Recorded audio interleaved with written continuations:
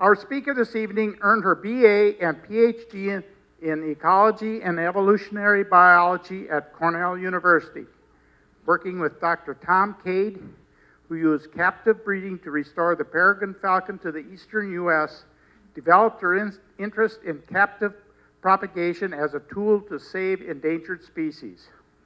This led her to the Wildlife Conservation Society's Bronx Zoo, where she started as a curatorial intern and in 1978 and ended as curator and chair of the ornithology department. In 2009, she moved to the American Bird Conservancy as Collisions Program Director and has recently published the second edition of the Bird-Friendly Building Design. And if anybody is interested in getting that, give me a note or probably contact Christine directly and she'll get it to you. She has also created AIA LED continuing education classes on bird-friendly design. With this, I'd like to introduce Dr. Christine Sheppard to address why birds collide with glass and how we can stop them. Thank you. I'm happy to answer any questions that any of you have for me. Apparently on one of my slides I still have the phrase bird trap, and the question is, what is a bird trap? Back in the dark ages before I started doing this, Chicago was one of the first cities to really start taking this seriously, and the Chicago Bird Monitors have been working on this issue for years. There was a group called the Birds and Buildings Alliance, and that was where a lot of the early recommendations came from. And there are a number of situations that we honestly I don't know if these things really are extra dangerous or if they're simply things that strike people more frequently than others. So one of them was transparent corners on buildings. Now, obviously, if you've got a transparent corner on the 80th floor, it's probably not particularly dangerous to birds, but if you have, I mean, any time where you can see through more than one pane of glass, even when you can see through one pane of glass, I mean, it really kind of boils down to birds looking through and seeing something on the other side they want to go to. I don't think that corners are necessarily more dangerous than other, situations where you can see through glass. But it's something that they, maybe there were a couple of situations where they really noticed that as a problem. And so that went out as a recommendation. The thing about atria is another one that actually does make sense. That is a trap that people are designing over and over again that's dangerous. But some of these things, as we start to think about, well, is there actually any data to show this, or is this really one of those feelings that when you really look into it, there's not really any evidence for it? That is what was generally called traps, and there are half a dozen of those. Yeah. I know that the U.S. Bank Stadium avoided the code by somehow getting its plan in a minute before the code was enacted. That's correct. What is the code now, and is it a Minneapolis code or a Minnesota code? The code is a Minnesota code. So it's for general obligation bond projects.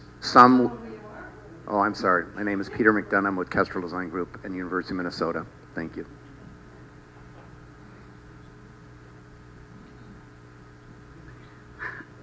Other states are looking at things that are similar but not identical. The Minnesota requirements are somewhat parallel to the lead credit requirements.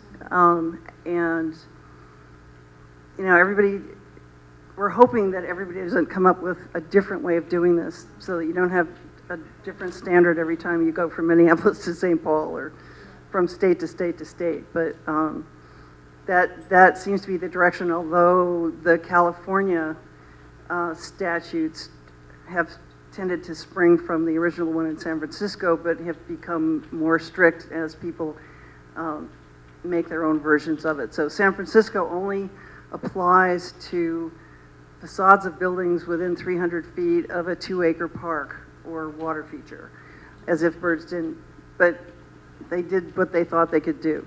Oakland has an identical requirement, except it's for a 1-acre park or water feature. We get it down to the south of the bay and Sunnyvale, San Jose, they talk about every side of a building. So there's a fair amount of variation.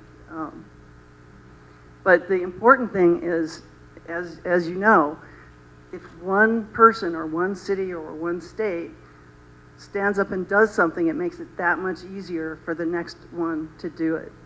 And so this was very important that San Francisco did this. Cook County in Illinois did something like this, but they unfortunately exempted Chicago. So the people in Chicago are trying to fix that now.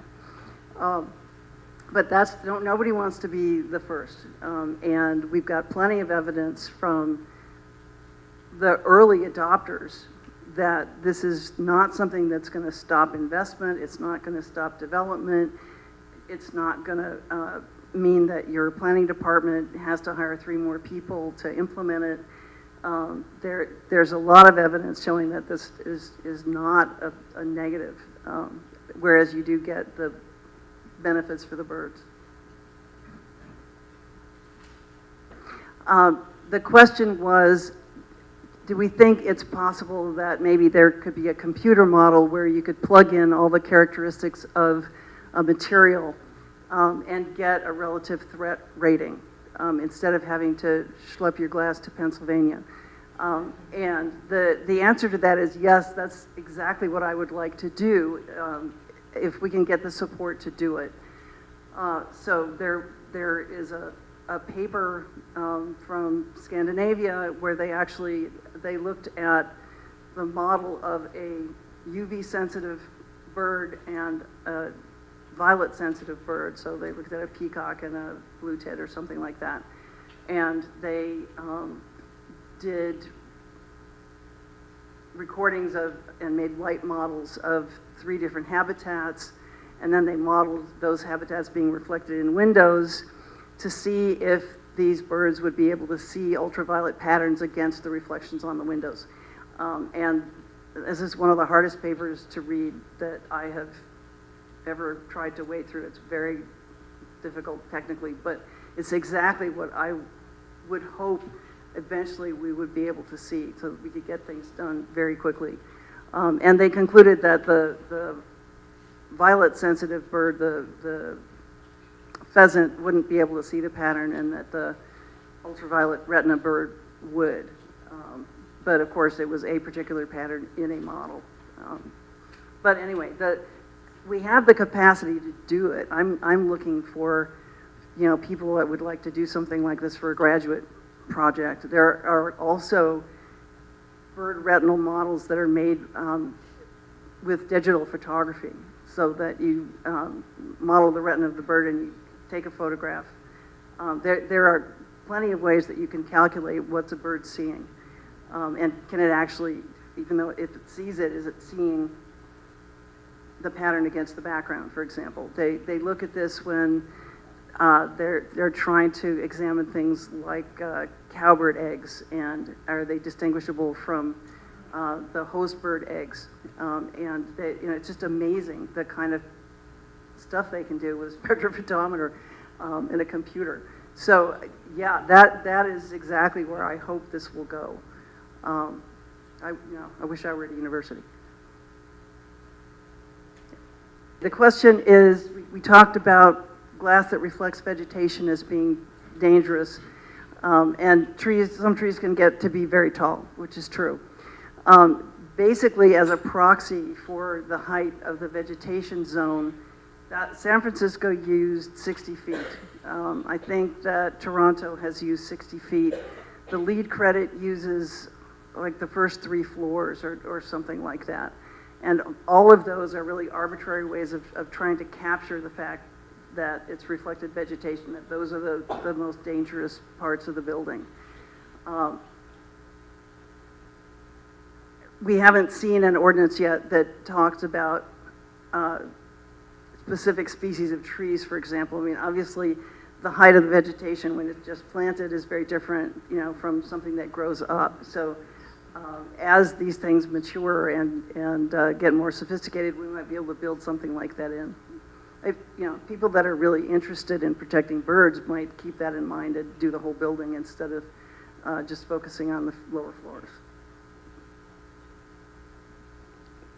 There are exhibits that, instead of glass, have what's known as piano wire. It's not really piano wire, but it's cabling.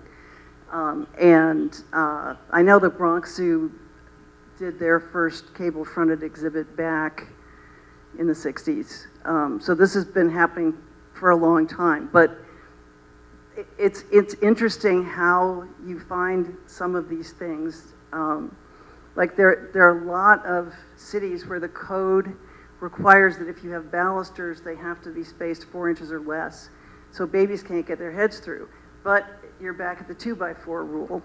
So if you've got a balcony and you don't put a glass railing on it, but you know, put something with a 4-inch spacing, a bird is going to see that, you know, against any glass that's behind it. So there are things like that that are sort of serendipitous in a sense.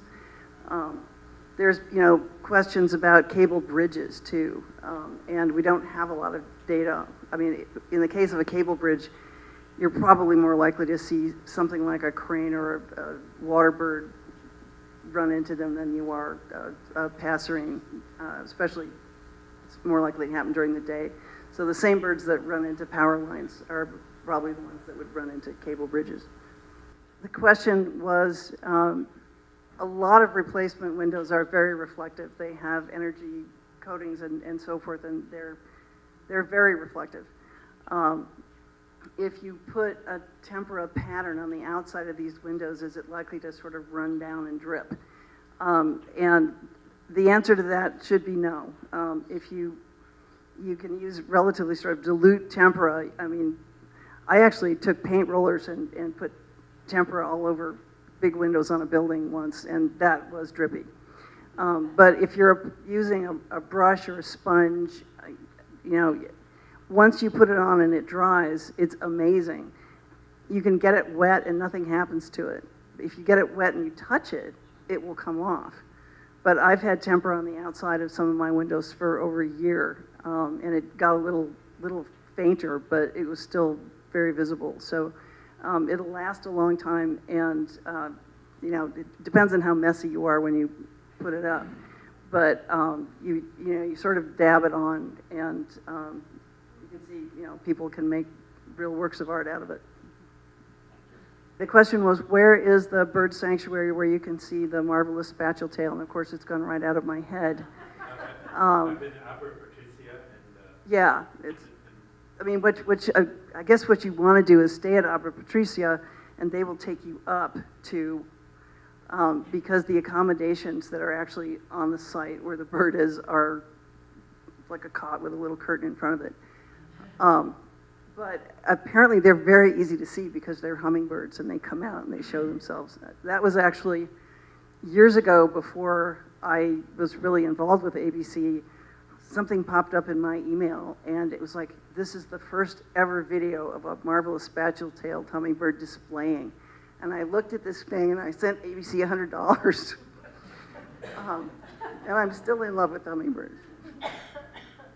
The recommendation or the suggestion to use angled glass was based on one of Dan Clem's papers. He doesn't really even recommend it. I mean, if you think about it, in his protocol, you've got an angled piece of glass and the birds are flying towards it from a bird feeder. So they're all flying parallel to the ground and they're striking the glass at an angle. So of course, there's less energy in it. But if you look at examples of angled glass, I mean, I've got a slide of angled glass on some snake exhibits at the San Diego Zoo, and they do reflect pavement, whereas if they reflected what was across, it would be vegetation.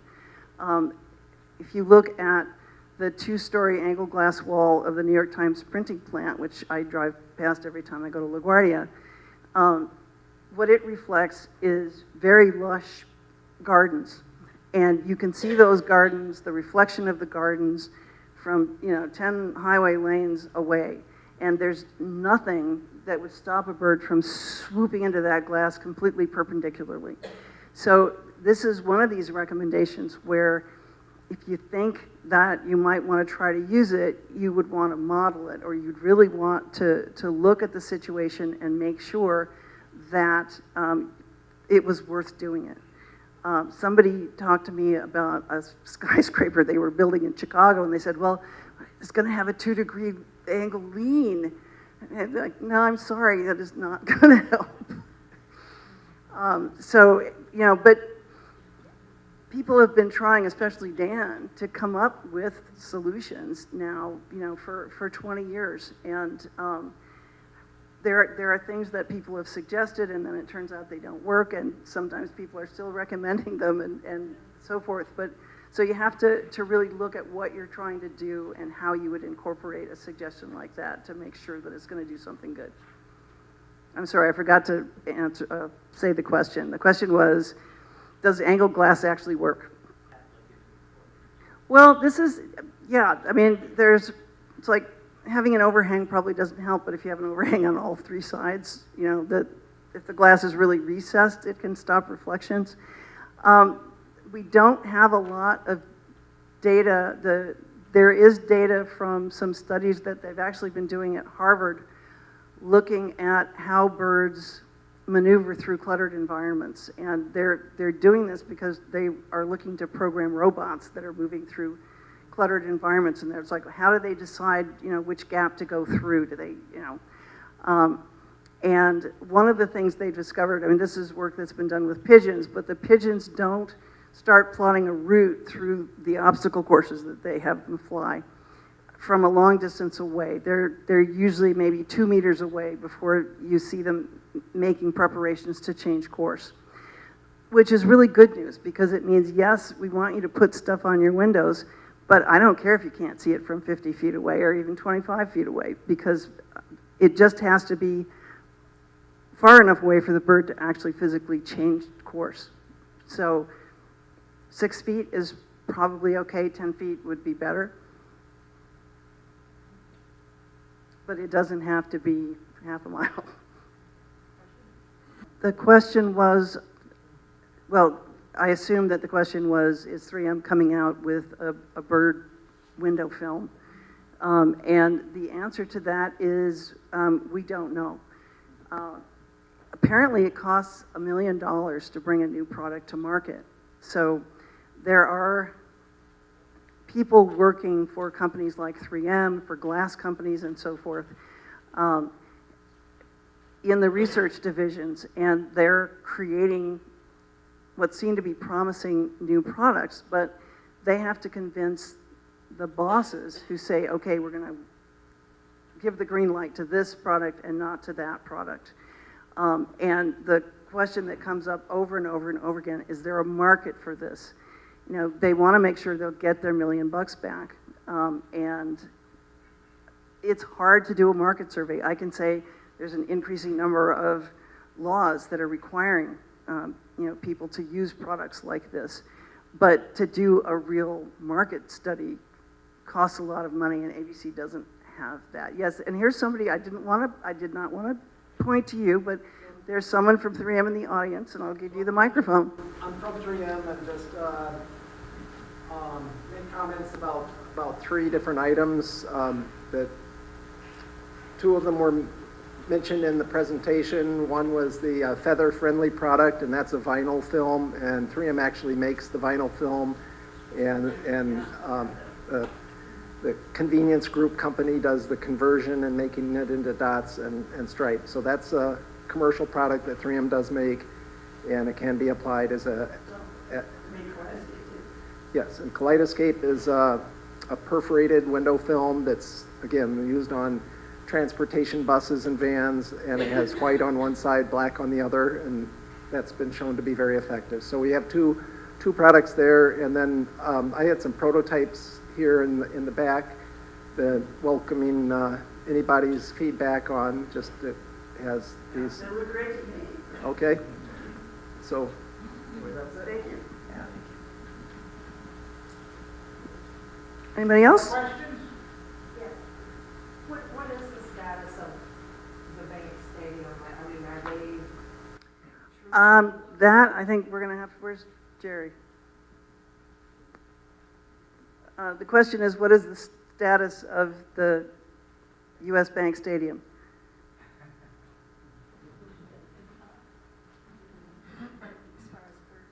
I guess the best thing is we're talking somewhat. There is a Minnesota Audubon, Oklahoma State University, University of Minnesota study ongoing right now, and the people with the Minnesota Sports Facility Authority probably will not do anything until they get the results of that study, and that study won't be completed until the end of this year, at the end of the migration period, 2018, and then you can probably assume it'll take another probably 6 months for them to write up the results, and so it'll be a while before we hear anything probably from that. Do you have any idea? So the question is, after the Minnesota Sports Facility Authority gets the results of this Minnesota Audubon study, will they basically ignore it, or will they take the recommendations to heart and actually do something? Well, I hope they will actually do something. I'm, I guess, a little bit of an optimist, but history tells me it probably is not going to happen. But I mean, we're with gatherings like this, with a lot of and the publicity we get anytime there's a major event at the stadium, I get phone calls from media wanting to know how things are with the. So I think there's been a lot of pressure on them. I think when the team of was basically fired because of their dealings with other things, but when the new chair came in, the interim chair, she was very receptive. We had a very nice meeting with her, and this has continued on somewhat with the new executive director, and now of course that's the chair of the Minnesota Sports Facilities Board. The executive director that was there was very receptive, but unfortunately he had to resign for health reasons, and so now there will be a new one coming up. So we don't know what's going to happen at that. So I think I'm going to let Christine answer more of her questions. Absolutely. Increase the application of the Minnesota law beyond state-funded buildings, for example. I mean, Minnesota is ahead of the curve. It's a real example in already having that legislation. There are legislators in New York that are hoping to sort of follow that model, to start with state-owned, leased buildings and then expand beyond that. If you start with the state, you know, you don't rile developers quite as much. So, I mean, I think that that's an excellent suggestion. You've got a population in this state that is very sensitive to this issue now, much more better educated than most places you go. So, yeah, there are probably some really significant opportunities, and, you know, ABC will help. Question was, what's going on with Skyways, because the Twin Cities have more of those than anybody. Nobody's ever really, this is another one of those traps, but nobody's ever really done a study to show that, like, per square foot, more birds hit Skyways than any other. On the other hand, they're very visible, and like bus shelters, you can single them out. So there is legislation at the municipal level covering new Skyways, I believe. to date, there is nothing requiring retrofitting of existing skyways. And I don't know if Minneapolis Audubon has, tried to focus anything on skyways in particular. But you do sometimes, as I said, see birds being channeled towards building connectors. So they may well be traps. There's a connector at the Key West Airport that was remediated sometime this year. And I was very surprised because it's dark glass. So if you look at it from a distance, you'd think that a bird would avoid it. But in fact, they were hitting it so often that the airport partnered with Tropical Audubon or something like that, and they put window film on it. So it's hard to explain birds, but I mean, nobody's really sat there and looked at bird behavior that way. It would be a valuable, yet another graduate student project. I mean, one of the things we'd all like to know is, when you have data, and so Scott Loss's paper calculated the number of birds that were hitting different types of buildings. But we're looking at that as a per building. We're not looking at square footage of footprint. We're not looking at square footage of glass. I mean, there are a lot of questions like that, that potentially could be mined out of existing data, especially if you lumped, multiple cities together. Right now, nobody's really working on something like that, but there are definitely questions that you might be able to answer with data that already exists from monitoring programs. The question is, do retrofits always have to be on the outside of the glass? And the answer is not necessarily. If you can do it on the outside, it's advisable. If you can't, it's going to depend on how reflective the outside surface of your glass is. If it is, like some replacement windows, so reflective that at no point can you see something on the inside, then you're out of luck.